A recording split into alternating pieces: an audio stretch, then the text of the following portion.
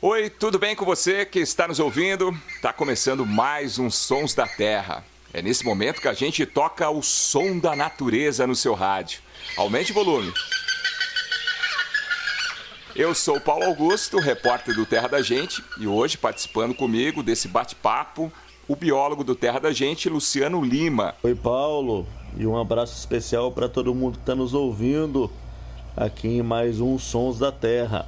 E temos também um convidado especial, o Igor Yuri Fernandes, que é herpetólogo, aluno de doutorado em Ecologia do INPA e fundador do projeto Suaçuboia, para falar sobre esse som. Pode parecer estranho para quem está nos ouvindo, mas esse é o canto de uma serpente, uma espécie conhecida por papalesma. E antes de apresentarmos nosso convidado, eu gostaria de perguntar para o Luciano Lima. Luciano, por que esse som registrado na Amazônia é tão importante para a ciência? Pois é, Paulo, quando a gente pensa em serpentes e sons, muita gente deve pensar logo nas cascavéis. Mas as cascavéis, elas não cantam, vamos dizer assim. As cascavéis produzem os sons através desse chocalho que elas têm, né, na ponta da cauda. Mas o que esses pesquisadores do INPA, do Instituto Nacional de Pesquisas da Amazônia, conseguiram flagrar e documentar e gravar foi uma espécie de serpente vocalizando, emitindo som pelo seu aparelho ali, oral, pela boca. E esse é o primeiro registro de uma serpente vocalizando na América do Sul. E esse registro foi feito por alunos de doutorado do curso de Ecologia do INPA na Amazônia. Agora a gente vai falar com um dos autores desse registro, o Igor. Muito prazer, obrigado por ter aceitado o nosso convite. Olá, Paulo e Luciano, é um prazer poder ser convidado para participar de um podcast com vocês. Fiquei muito curioso, para conhecer a sua história. E eu queria começar perguntando para você, como foi feita essa descoberta, Igor? Essa descoberta foi completamente inusitada. Nós estávamos caminhando por uma trilha, procurando sapos e cobras para os nossos respectivos projetos de mestrados e de doutorado aqui no INPA. E essa cobrinha acabou aparecendo no meio da trilha. E como eu fundei o projeto Suaçuboia com o objetivo da gente tirar o estigma social, ou mudar pelo menos aos poucos o estigma social que as cobras têm, eu fui gravar um vídeo sobre o comportamento defensivo dessa espécie, que é muito comum dela esconder a cabeça. Ela não é uma espécie que desfere botes ou morde muito, então eu quis gravar esse vídeo simplesmente para mostrar como as cobras não são esses animais mortais e perigosos como as pessoas acham. E nesse vídeo em questão, a hora que eu peguei o animal na mão para não manusear, essa cobrinha acabou emitindo um som, que foi a grande surpresa da noite. E é esse som que a gente está ouvindo, né? Isso. E depois disso a gente começou a primeiro investigar o porquê que não era um som de uma cobra, se fosse um som de um sapo, ou de uma ave, ou de qualquer outro animal na natureza. Então a gente extraiu do vídeo que a gente conseguiu filmar o som e enviou para diversos pesquisadores de aves, de anuros, de insetos, para verificar se realmente esse som não era de outro organismo. E constatando que não era, a gente começou a fazer a descrição do canto da cobra propriamente dito. Incrível, Igor. Parabéns pela descoberta, mostrando aí também a importância do trabalho de campo, para os estudantes de biologia ou quem quer fazer biologia que estão nos ouvindo. Fica aí, coisas legais a gente descobre no mato. Vamos para o mato para a gente fazer descobertas incríveis, que nem essa que o Igor está trazendo para a gente aí. Mas, Igor, é uma vocalização aí que dura menos de um segundo. Quais que são as hipóteses de vocês para essa vocalização? Ela é usada para quê? Para comunicação? Para alarme? Qual que são as hipóteses que vocês têm? A gente tem algumas hipóteses, na verdade. A principal delas é de que esse som é usado para defesa. Mas por que a gente chegou a essa conclusão? As cobras possuem um sistema auditivo muito rudimentar, ou seja, elas escutam muito pouco. A frequência com que elas escutam é de 20 decibéis até 1000 decibéis. O som que a gente registrou, ele ultrapassa 3000 decibéis. Então, teoricamente, essas cobras não conseguem escutar o próprio som. Isso seria um resquício evolutivo de lagartos, que é o grupo mais próximo desses animais, e que acabou ficando com as cobras ao longo do tempo.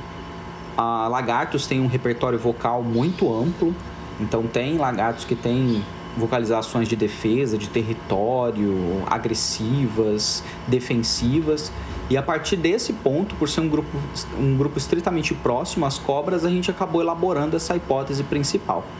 Mas existem outras hipóteses de que pode ser um som usado para reprodução, porque os sons eles geram vibrações no ar. Então, algumas cobras conseguem captar essas vibrações no ar. Existem hipóteses diferentes sobre a audição das cobras, delas detectarem o som através das escamas ao lado da cabeça. Mas, de um modo geral, as vocalizações de cobras e o sistema auditivo das cobras ainda são pesquisas muito superficiais dentro do campo. Eu fiquei curioso para saber um pouquinho mais sobre essa serpente, né? O papalesma. Que serpente que é essa, né? Quais são as características? E conta pra gente, ela é venenosa? Não. Essa serpente, chamada de papalesma, ou dormideira, ou jararaquinha do brejo, ela recebe muitos nomes populares dependendo da região, ou na Amazônia ou na Mata Atlântica que ela se encontra. Ela é uma cobrinha completamente inofensiva. Ela não tem glândulas de veneno, nem presas especializadas para isso. E ela possui algumas adaptações na cabeça, no crânio, que se deslocam os ossos especificamente, para poder se alimentar de lesmas e caracóis, que é o principal item da sua dieta. Não é uma cobrinha que cresce muito, é uma cobrinha que chega no máximo a uns 40, 50 centímetros de comprimento. E existem registros dessa cobrinha próximo às zonas urbanas, a jardins, por exemplo. Ela é encontrada em alguns locais, assim, e em florestas preservadas também. Igor, nas minhas andanças aí, fazendo trabalho de campo também, Brasil afora, vira e mexe eu encontro com alguém que jura de pé junto que já ouviu alguma serpente assobiando, especialmente a surucucu.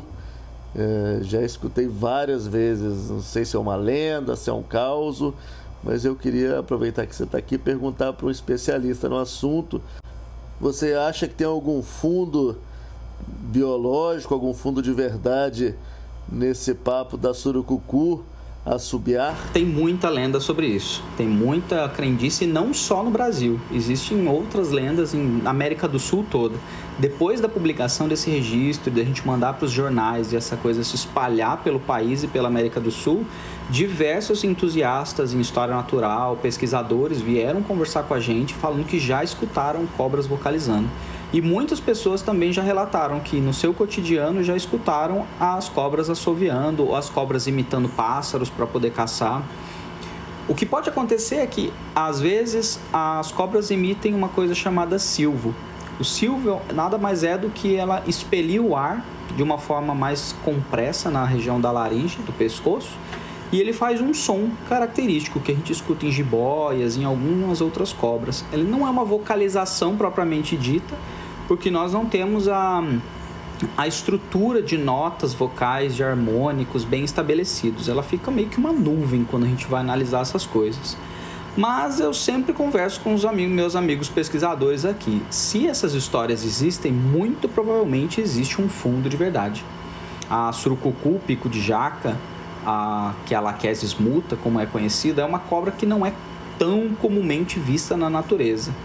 Então a gente tem muitos encontros relatados, mas isso considerando a população da Mata Atlântica, da Amazônia como um todo. Mas existem muitas coisas ainda a serem descobertas. Essa cobra, por exemplo, a papalesma, é um dos exemplos. Ela é uma cobra muito comum de ser encontrada em campos aqui na Amazônia. Eu já encontrei ela diversas vezes aqui. Tem amigos pesquisadores que já encontraram elas também muito aqui na Amazônia, coletaram esses animais. E ninguém tinha nunca ouvido o som dela. E dessa vez a gente teve a grande sorte de conseguir não só ouvir o som, mas poder captar ele em vídeo, o que foi incrível. Então acho que talvez essas cobras podem vocalizar em algum momento, dependendo da circunstância que elas estejam. Para mim essa é uma descoberta fantástica e mostra o quão pouco a gente conhece sobre as espécies aí, seja de serpente, seja de qualquer bicho e planta que existe no Brasil, né? Tem muita coisa para ser descoberta. Muito legal mesmo, Igor.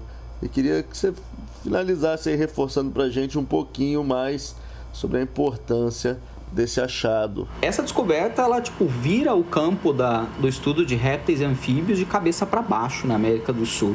Existem registros de vocalização de cobra na América do Norte, na Ásia, mas para a América do Sul, que é uma região do continente americano mais biodiversa do planeta, descobrir algo assim é fenomenal.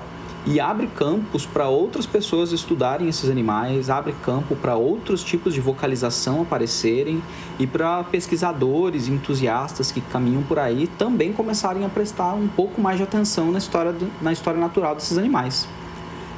Além disso, esse registro foi extremamente importante do ponto de vista de educação ambiental. Nós trouxemos, observando os compartilhamentos no Twitter, no Instagram dessa cobrinha, a maior parte dos comentários era positiva em relação à visão que as pessoas tinham das cobras. Era uma coisa meio ai, como as cobras são fofinhas, ai, que fofinho ouvir o som dessa cobra, olha só o som, que legal o som da cobrinha, nem sabia que cobra piava. Então, eu acho que o retorno em educação ambiental, ele foi muito melhor do que o retorno científico propriamente dito. O retorno científico ele foi de uma vocalização extremamente rara na natureza, mas o retorno de educação ambiental com as pessoas foi algo muito prazeroso e foi incrível poder observar essa mudança em como as pessoas estão vendo essa cobrinha na natureza. Incrível, sensacional. E o registro, né, da forma espontânea como foi, também é algo impressionante, né? Você está ali, né, filmando e de repente ouve esse som, né? Imagine como foi a reação de vocês. Aproveita para falar o nome mais uma vez dessa turma que estava com você aquele dia lá, Igor. Tava eu em campo, tava o Alexandre Tamanini Mônico, que faz doutorado em ecologia também. Ele estuda espécies novas de sapos na Amazônia, do gênero Pristimantes. Hoje eu acho que o Alexandre talvez é um dos maiores especialistas em pristimantes que tem no Brasil.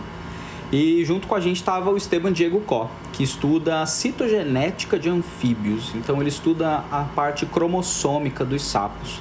Ele estudou, nessa época ele estava estudando as mudanças morfológicas no cromossomo de uma espécie de rã ponta de flecha da Amazônia. Pô, que legal. Então era uma turma muito experiente. E por falar em experiência, o Igor, ele mora na Amazônia, estudou, fez doutorado lá, mas ele é do Paraná e de uma cidade que tem nome de cobra, né, Igor? Cascavel? Exatamente. Eu nasci na cidade chamada Cascavel e, por incrível que pareça, meus primeiros trabalhos de iniciação científica na faculdade foi com cascavéis, com o comportamento alimentar desses bichos, então eu ficava observando eles em cativeiro. Tive a oportunidade de registrar uma cascavel de 2 cabeças que nasceu de uma das nossas ninhadas no zoológico e foi, assim, o início de uma grande caminhada com as cobras, pode-se assim dizer. Que legal, Igor. Bom, eu costumo dizer que só consegue grandes registros quem está em campo, né? Quem bota o pé no mato ali para pesquisar, não é, Igor? É exatamente isso. E é caminhar no mato mesmo, assim. É caminhar com calma, sem correria e ter muito uma visão de historiador e de naturalista, de ter paciência para observar os bichos no tempo deles, da forma com que eles querem se mostrar para você. Eu sempre falo que observar os comportamentos animais das cobras ou dos sapos na natureza é uma grande honra, porque os animais estão permitindo com que você veja esse comportamento. Então é estar no mato sempre para poder ver esse tipo de coisa. Muito bem, hoje falamos um pouco mais sobre esse registro tão importante para a ciência, e é um grande registro, né? O primeiro da América do Sul. E se você quiser conhecer mais sobre essa serpente que canta, entre no nosso Instagram e confira lá também o vídeo dessa vocalização e você vai ver que é uma serpente bem simpática, muito legal esse registro feito pelo Igor. Igor, obrigado pela participação, parabéns pela descoberta e sucesso para vocês aí, que tem um projeto muito bacana. Muito obrigado, Paulo, Luciano, pela oportunidade de poder compartilhar um pouquinho mais sobre esse artigo, sobre essa vocalização de cobra. E quando houverem mais descobertas, eu vou estar comunicando para vocês, para a gente poder mostrar para todo mundo. Com certeza, estamos aguardando aí. Um abraço para você também, Luciano. Um abraço, Paulo. Um abraço, Igor. Fica aí a provocação. Vão pro mato, pessoal. Vão pro mato para descobrir coisas novas e coisas legais. Eu acho que em breve também a gente pode trazer o Igor aqui de volta para contar um pouco pra gente sobre as cascavéis. Um abraço, pessoal. Até a próxima. Valeu, pessoal. Até o próximo. Edição e finalização, Samuel Dias.